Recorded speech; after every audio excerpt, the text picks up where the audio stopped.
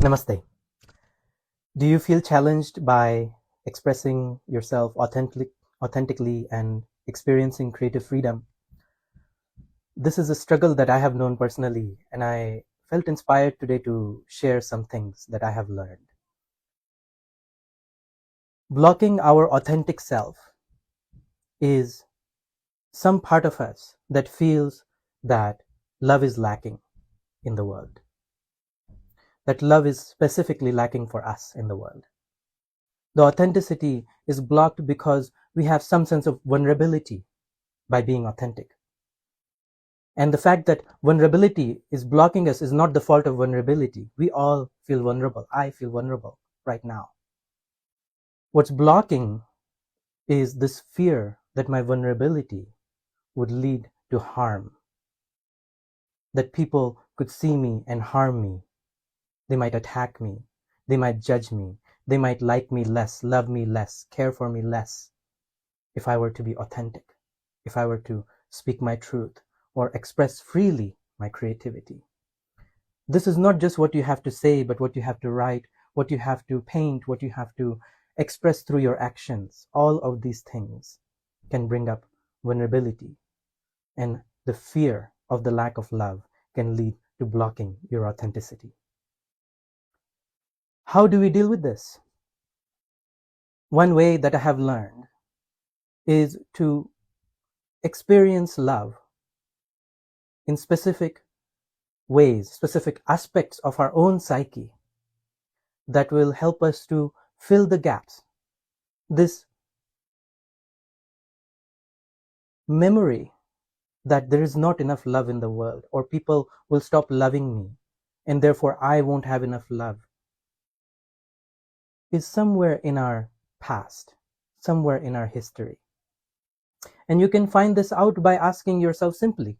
You say, ask your subconscious, show me the memory, show me the time when I first realized that I won't be loved if I were to be myself, that I won't have enough love if I did what I liked or I wanted,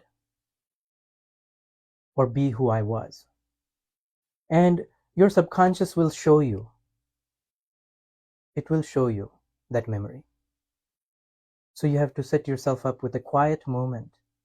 Maybe do a little bit of pranayama and breathing and drop in where your mind is in a quiet, hypnotic state of meditation, and ask this question from your subconscious, and you will get the specific memory.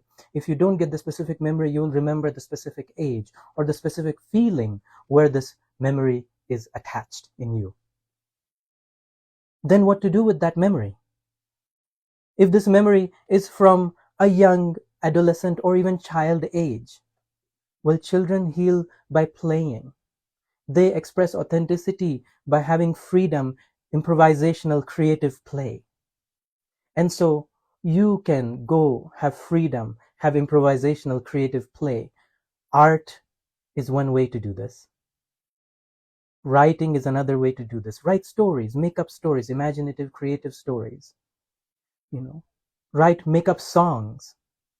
Go play on the beach, build sand castles, do creative, improvisational, unstructured play. That will help you heal the child part. And that child part of your psyche will experience love for being who they are.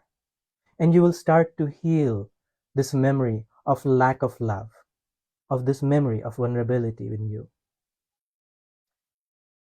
If it is coming from a teenage time, then you have to go have adventures.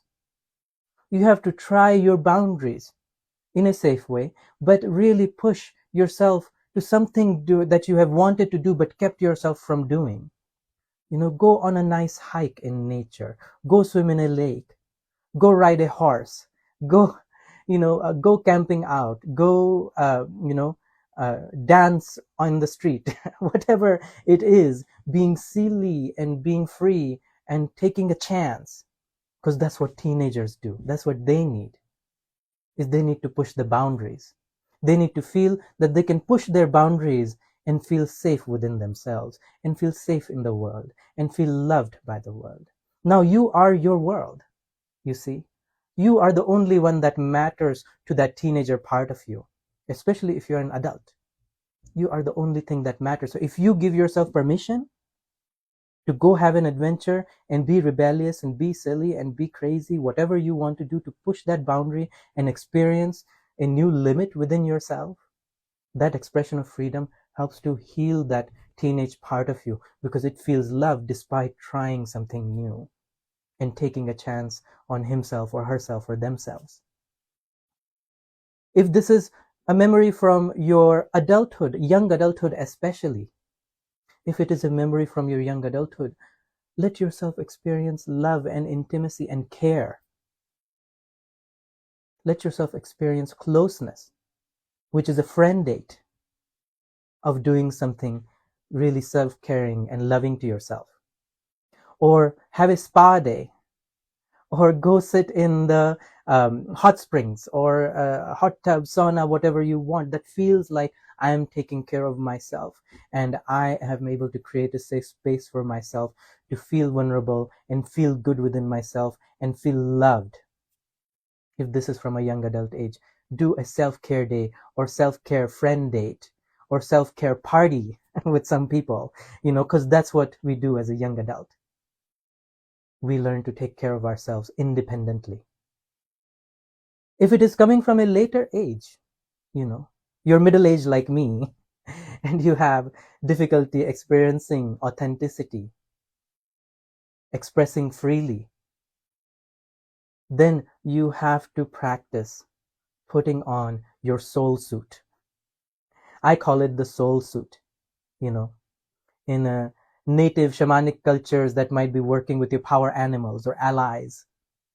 I call it the soul suit because I think that we are a drop of the universal soul, and our individual soul is all powerful, and it can give us the feeling of unconditional love within us, give us the feeling of self-sufficiency, self-efficacy that becomes lacking in our middle ages because we are giving so much. We are giving to our job if we have a job.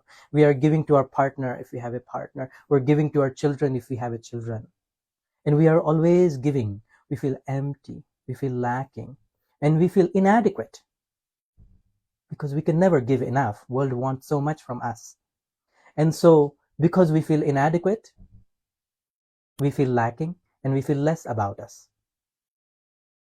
And so we have to connect with the source of infinity within us. This source that makes us feel part of the great I am.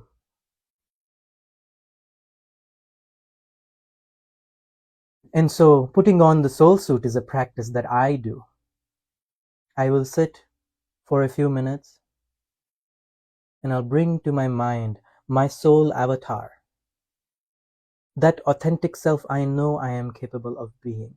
That authentic self that speaks the truth, that stands by me and counsels me in my moment of defeat, in my moment of weakness, in my moment of struggle. That soul suit I will bring to my mind. And if you have not experienced this kind of support from yourself, then you have to ask your subconscious, similarly like you did in the beginning about the memory, you ask your subconscious, show me this image of my authentic self, this image of my soul self. And you will see this beautiful, luminescent, all-powerful self that is your truth. And then what you have to do is when you see it, invite it to wrap around you like a suit. Invite it to become infused with your skin and that you are inside of it. And you feel it over you, wrapping around from your head to your shoulders, to your arms, down your torso, around your hips, down to your feet. Feel that wrap around you.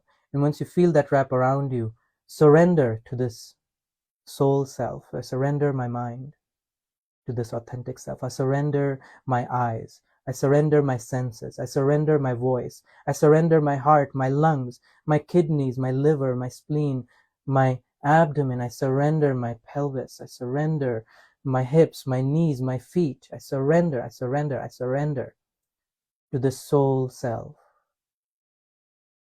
And wearing this whole authentic suit, go in the world.